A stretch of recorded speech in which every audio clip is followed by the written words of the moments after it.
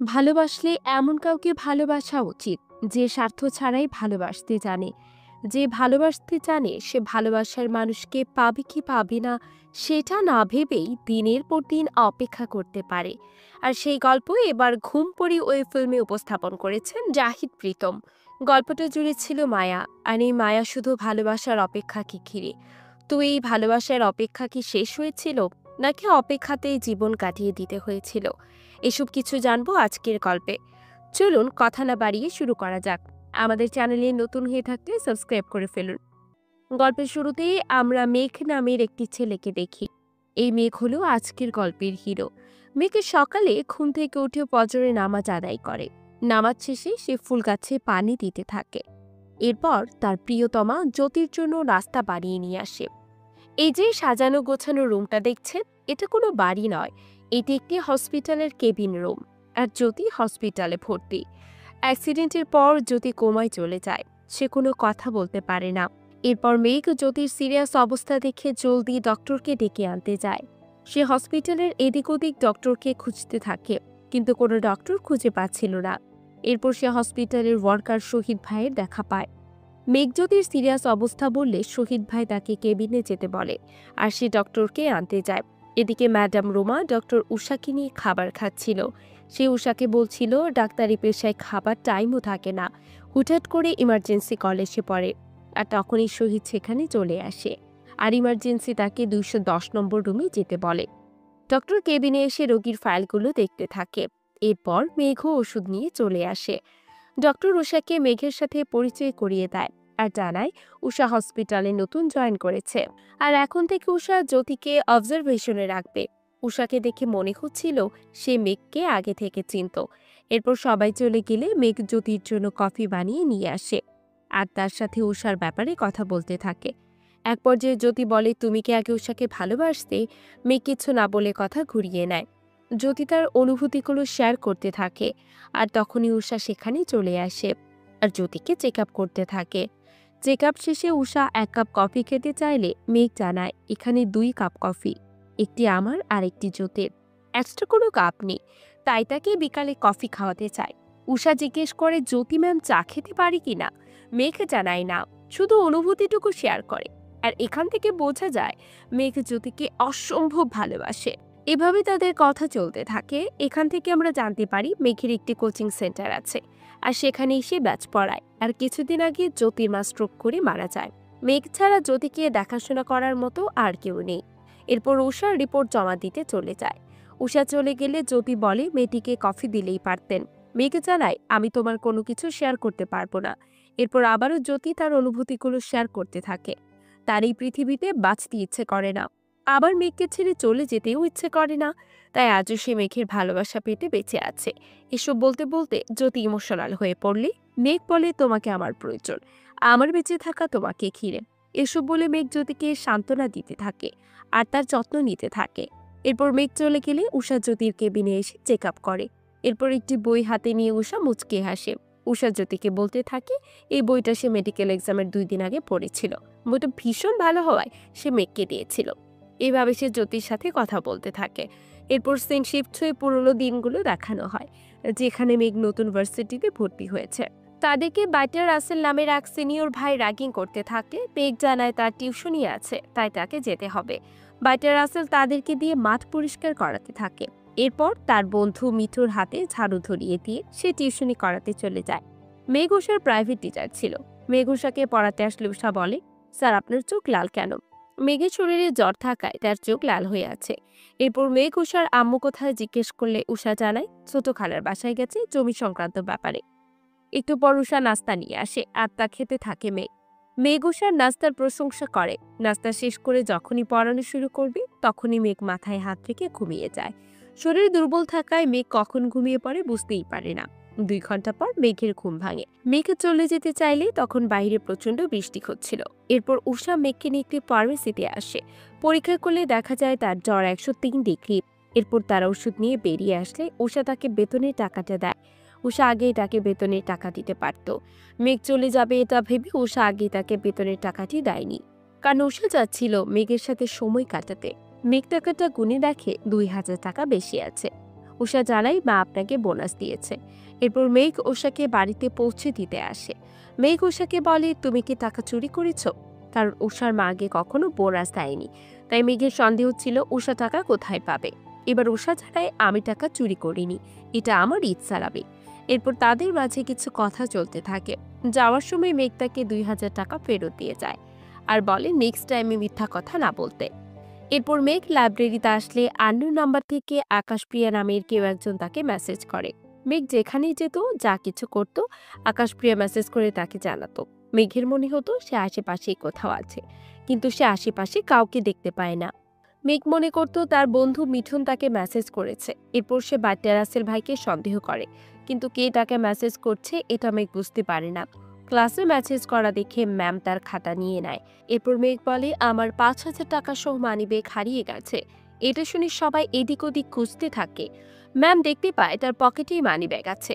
Ma'am তাকে class থেকে বের করে দেয়। বাইরে এসে মেঘ আকাশপ্রিয়াকে ফোন করতে থাকলে তার ফোন বন্ধ পায়। এরপর মিঠুনকে মেঘ ফলো করছে। এটা মিঠুন বুঝতে পারে আর বলে, তুই কি আমাকে ফলো করছিস মেঘ? মেঘ বলে, আমি না, তুই আমাকে ফলো করছিস। সব জায়গায় আমাকে তুই আকাশপ্রিয়া নামে মেসেজ পাঠাচ্ছিস কি জন্য? আর তুই আমার মায়ের নাম্বার কোথায় পেলি? মিঠুন জানায় সে তাকে কোনো মেসেজ পাঠায়নি। আর তখনই আবার মেসেজ আসে। এবার মেঘ বুঝতে পারে মিঠুন সত্যি তাকে মেসেজ পাঠায়নি। এরপর সে বাইরে এসে উষার সাথে দেখা করে। উষা তার বান্ধবীর সাথে পরিচয় করিয়ে দেয়।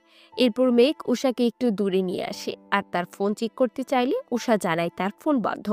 এরপর উষা একটি বই কেনার জন্য মেঘকে সাথে নিয়ে আসে। মেঘ উষাকে একটি বই কিনে দেয়। উষা বাসায় এসে বইটি পড়তে পড়তে কান্না করতে থাকে। পড়া শেষ হলে উষা বইয়ের প্রথম পাতায় লিখে রাখে, গভীর রাতে মোমবাতি জ্বালিয়ে এক বাসায় বইটি পড়তে।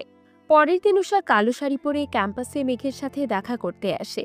উষা আজ পুরো বিকেলটা মেঘের সাথে কাটাতে চায়। কি হয়েছে মেঘ জিজ্ঞেস করলে উষা বলে, আপনি কি ভুলে গেছেন আজকে আমার মেডিকেল এক্সামের রেজাল্ট দেওয়ার কথা?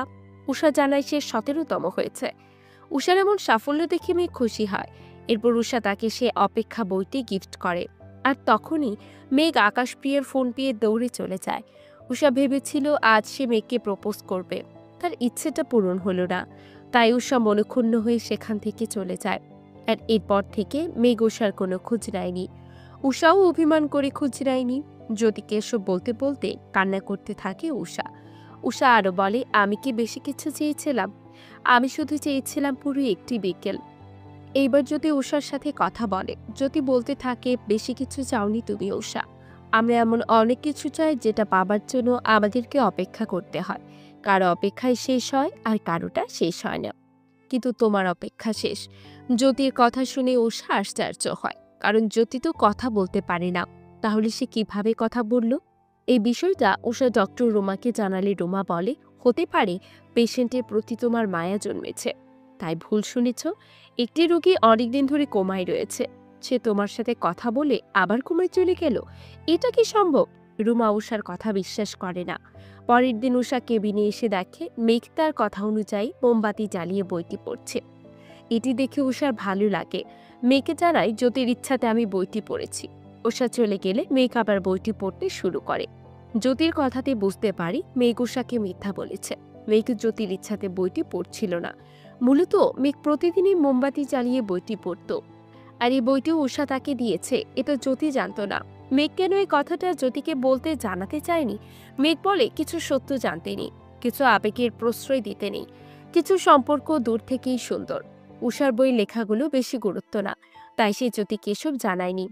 রাতে ডিউটি শেষে উষা চলে যাওয়ার সময় পিছন থেকে শহীদ তাকে ডেকে বলে, জ্যোতি ম্যাডাম আপনাকে পছন্দ করছেন, এর জন্য আপনার সাথে কথা বলবে। কারণ জ্যোতি তার সাথে কথা বলে যাকে তার পছন্দ হয়। একদিন 3 তলায় শিশু ওয়ার্ডে শহীদ জ্যোতিকে সুস্থ অবস্থায় দাঁড়িয়ে থাকতে দেখে। শহীদ জ্যোতিকে অবস্থায় দেখে অবাক হয়। পুষ্পিতা নামের এক মেয়েকে অসুস্থ অবস্থায় দেখে জ্যোতির মায়া লাগে, তাই সে পুষ্পিতাকে দেখতে এসেছে। পুষ্পিতাকে শহীদ জিজ্ঞেস করলে জ্যোতি জানায়, পরশুদিন অতিরিক্ত টাকা নিয়ে যাকে আপনি বেডে ভর্তি করেছেন। শহীদ ভেতরে আসে আর দেখে পুষ্পিতা অক্সিজেনের অভাবে ছটফট করছে। বাহির থেকে জ্যোতি তা দেখতে থাকে। একটু পরে পুষ্পিতা মারা যায়। শহীদ বাহির থেকে তাকিয়ে দেখে জ্যোতি নেই। শহীদ এবার অনুতপ্ত হয়। ওই বেডের অক্সিজেন পাইপে সমস্যা আছে জেনেও কিছু টাকার লোভে শহীদ পুষ্পিতাকে ওই বেডে ভর্তি করে। এরপর থেকে শহীদ সিদ্ধান্ত নেয় সে আর কোনোদিন লোভ করবে না। শহীদ মনে করে জ্যোতি ম্যাডামের আশ্চর্য এক ক্ষমতা আছে, কখন কে মারা যাবে জ্যোতি আগে থেকেই বলে দিতে পারত। এভাবে সে জ্যোতির ব্যাপারে কথা বলতে থাকে। এক পর্যায়ে সে উষাকে জিজ্ঞেস করে মেঘ ভাইয়ের সাথে তার পূর্বে কোনো প্রেমের সম্পর্ক ছিল কিনা। উত্তরে উষা কিছু না বলে মুচকি হেসে চলে যায়। পরের দিন উষা মেঘের কোচিং সেন্টারে আসে। এরপর দুজনে রিক্সা করে হসপিটালে যাওয়ার সময় উষা আকাশপ্রিয়ার গল্পটা জানতে চায়। তো মেঘ বলতে শুরু করে। ভার্সিটিতে তার ফোনে মেসেজ আসা শুরু করে। প্রথমে সে ভেবেছিল এই আকাশপ্রিয়াটা উষা। শীতের ঝুম বৃষ্টিতে তাদের দেখা করার কথা ছিল। মেঘ আকাশপ্রিয়ার জন্য অপেক্ষা করছিল, কিন্তু সেদিন আসেনি আকাশপ্রিয়া। এরপর থেকে মেঘ আকাশপ্রিয়ার ফোনের অপেক্ষায় থাকত। হঠাৎ একদিন আকাশপ্রিয়ার নাম্বার থেকে ফোন আসে। ফোনটা রিসিভ করলে ওপাশ থেকে আকাশপ্রিয়ার মা বলে, তুমি কি মেঘ?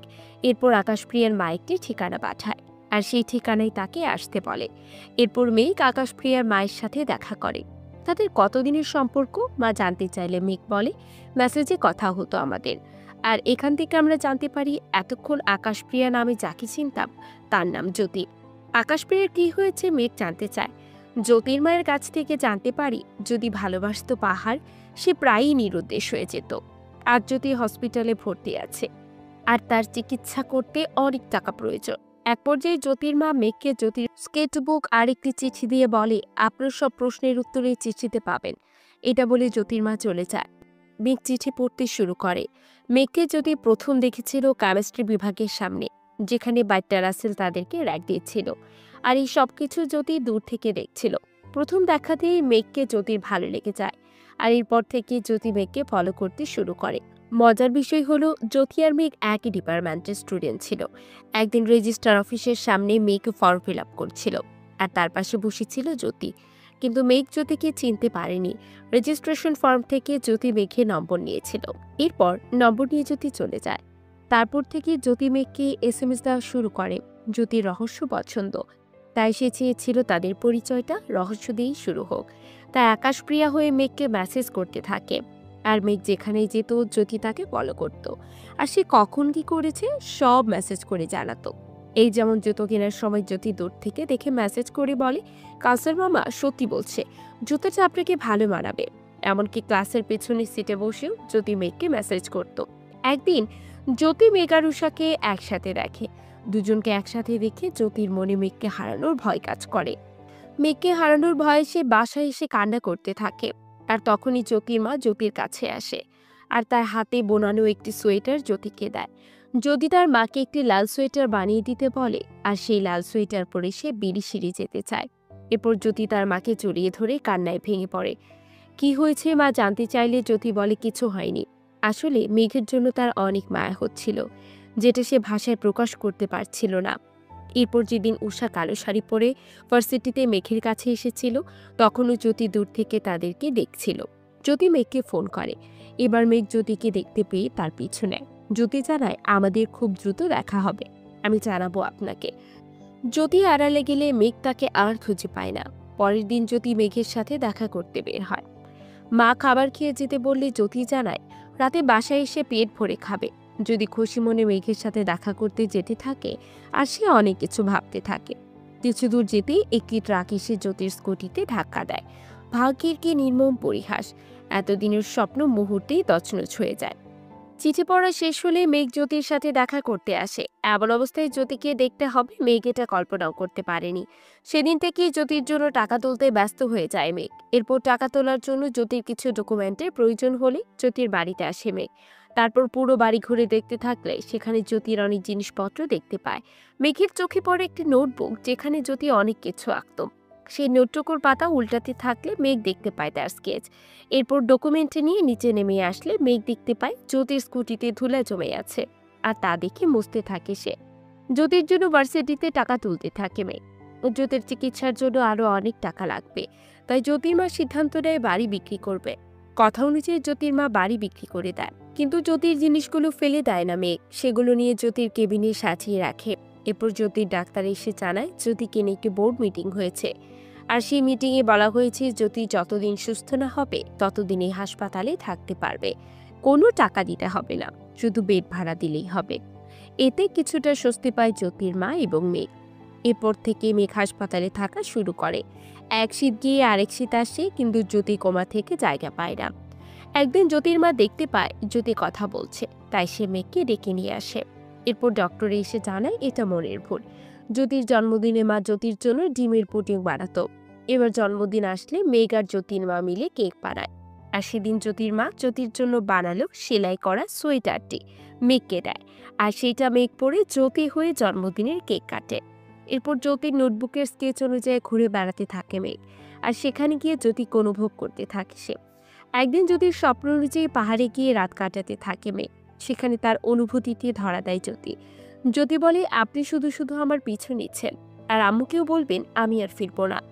মেঘ জানায় মানুষ বাঁচে অপেক্ষায়, আর অপেক্ষা বাঁচে আশায়। তোমার জন্য আমি, তোমার মা, সবাই অপেক্ষা করছি। আমি বিশ্বাস করি আমাদের এই অপেক্ষা তোমাকে ফিরিয়ে নিয়ে আসবে। জ্যোতি বলে, আমি আপনাকে লাস্টে দেখেছি যেদিন আমি অ্যাক্সিডেন্ট করেছিলাম। আপনি হট্টগোলের মাঝে উকি দিয়েছিলেন। আমি দূর থেকে দেখছিলাম আর বলছিলাম আমার চোখের পাতা যেন খোলা থাকে, কিন্তু আপনি সেখানে বেশিক্ষণ থাকেননি, চলে গিয়েছিলেন। তারপর থেকে আপনাকে দেখার অপেক্ষায় আছি। মেঘ জানায়, তুমি আমার কল্পনার থেকেও বেশি সুন্দর, তাই শুধু আমারই হলে মন্দ হতো না। জ্যোতির সাথে কল্পনায় কথা বলতে বলতে ডক্টর মেঘকে ফোন দিয়ে জানায় জ্যোতির মা স্ট্রোক করেছে, কিন্তু সে অনেক দূরে থাকায় যেতে পারে না। আর সেদিন মারা যায় জ্যোতির মাও। তারপর থেকে মেঘ একাই জ্যোতিকে সামলাচ্ছে। এতক্ষণ ধরে মেঘের কাছে জ্যোতির এসব কথা শুনে কেঁদে ফেলে উষা, আর জিজ্ঞেস করে, জ্যোতি আপু যে আপনার সাথে কথা বলে, এটাকে আপনি বিশ্বাস করেন? মেঘ জানায়, বিশ্বাস মানুষের প্রশান্তি। যেটা করলে তোমার ভালো লাগবে সেটাই তোমার বিশ্বাস।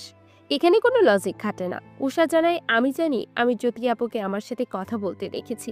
এইটাই আমার মনের ভুল হতে পারে না। মেঘ জানায়, পৃথিবীতে সবকিছুর ব্যাখ্যা খুঁজতে নেই, তবে আমার বিশ্বাস জ্যোতি যাকে পছন্দ করে তার সাথে হিনার কানেকশন করে ফেলে। কথাগুলো বলে তারা জ্যোতির কাছে যায়। তারপর জ্যোতির পাশে বসে উষা জ্যোতিকে দেখতে থাকে। এরপর মেয়েকে কফি আনতে বাহিরে গেলে জ্যোতি কথা বলে উষার সাথে, কিন্তু এবার উষা একটু ভয় পায়। তাই মেঘ ভাইয়া বলে ডাক দিলে জ্যোতি বলে, মেঘ এখন আমাদের থেকে 30 গজ দূরে, তুমি ভয় পেও না, একটু আমার কাছে এসে বসো। উষা বসলে হাত বাড়িয়ে দেয় জ্যোতি। জয়তুর হাত ধরে কান্না করতে থাকে উষা। এবার যদি বলে, অপেক্ষার মতো কঠিন কিছুই নেই, আমি হয়তো তোমার অপেক্ষাতেই বেঁচেছিলাম। এখন আমার অন্ধকারে হারিয়ে যেতে আর ভয় লাগবে না। আমি হারিয়ে গেলে আমার মেঘকে তুমি আগলে রেখো। ভালো তো সবাই বাসে, কিন্তু কজনই আর আগলে রাখতে পারে বলো? আমি জানি তুমি মেঘকে আগলে রাখতে পারবে। যদি উষাকে আরও জানায় আগামীকাল সকাল 10টার সময় সবাইকে তার কাছে যায়। পরের দিন সকাল 10টায় রক্তবমি শুরু হয় জ্যোতির। মেঘ জ্যোতির হাত ধরে পাশে বসে থাকে। এরপর ডক্টর জ্যোতির ট্রিটমেন্ট নিতে চাইলে মেঘ জানায় জ্যোতি থাকতে চাচ্ছে না, ওকে শান্তি মতো যেতে দে। যখন ধীরে ধীরে মৃত্যুর কোলে ঢলে পড়ে জ্যোতি, যা নীরবেই মেনে নেয় মেঘ। পরের দিন উষা হাসপাতালে যাওয়ার পথে দেখে মেঘ নার্সারি থেকে 101টা নয়নতারা গাছের চারা নিচ্ছে। এই নয়নতারা ছিল জ্যোতির ভীষণ পছন্দে। এরপর মেঘই নয়নতারা নিয়ে আসে পাহাড়ের নিচে, যেখানে কবর দেওয়া হয়েছে জ্যোতিকে। এই জায়গাটা প্রিয় ছিল জ্যোতি, তাই মেঘও এই জায়গাটা তার প্রিয় করে নিয়েছে। আর জ্যোতির কবরের পাশে এসে থাকতে শুরু করে। আর এই 101টি নয়নতারা জ্যোতির কবরে সাজিয়ে রেখেছে মেঘ। আর উষা গাছের আড়াল থেকে এসব দেখে আর বলে, জ্যোতি আপু, অপেক্ষার মাঝেও তুমি মেঘ ভাইয়াকে পেয়েছ, আর তাই তুমি অনেক ভাগ্য নিয়ে জন্মেছ। এসব কথার মাঝে উষা আরও বলে, জ্যোতি আপু, তুমি নাকি আমাকে আপন করে নিয়েছ, তাহলে আমি যে তোমার কাছে এসেছি এটা কি তুমি বুঝতে পেরেছ? এরপর দূর থেকে মেঘ উষাকে বলে, আর গাছের পেছনে লুকিয়ে থাকতে হবে না, জ্যোতি বলেছে আমায় তুমি এখানে এসেছ। এরপর উষা মেঘের কাছে যায়। মেঘ কফির ব্যবস্থা করতে থাকে। মেঘ 3 কাপ কফি নিয়ে আসে। 1 কাপ জ্যোতির জন্য রেখে বাকি 2 কাপ তারা দুজন খেতে থাকে। আর এখানেই শেষ হয়ে যায় ঘুমপড়ি সিনেমাটি। ভালোবাসার মানুষ তো এমনই হওয়া উচিত যে সারা জীবন পাশে থাকবে। পাবো না জেনেও বছরের উপর বছর অপেক্ষা করার নামই বোধ হয় ভালোবাসা। তা না হলে কি মেঘ জ্যোতির জন্য 5 বছর অপেক্ষা করতে পারে? হ্যাঁ, জ্যোতি 5 বছর কোমায় ছিল, আর এই 5 বছর জ্যোতির পাশে থেকে অপেক্ষা করে গেছে মেঘ। মেঘের মতো কয়জনই বা ভালোবাসতে পারে? প্রিয় মানুষটির মৃত্যুর পরেও বিন্দুমাত্র ভালোবাসা কমেনি মেঘে। সত্যিই ভালোবাসা সুন্দর, অনেক সুন্দর। কেমন লাগলো ঘুমপড়ি সিনেমাটি তা অবশ্যই কমেন্ট করে জানাবেন। ভিডিওটি ভালো লাগলে একটি লাইক করে দিবেন, আর চ্যানেলে নতুন হয়ে থাকলে সাবস্ক্রাইব করে ফেলুন পরবর্তী মুভি এক্সপ্লেনেশন পাওয়ার জন্য। ধন্যবাদ।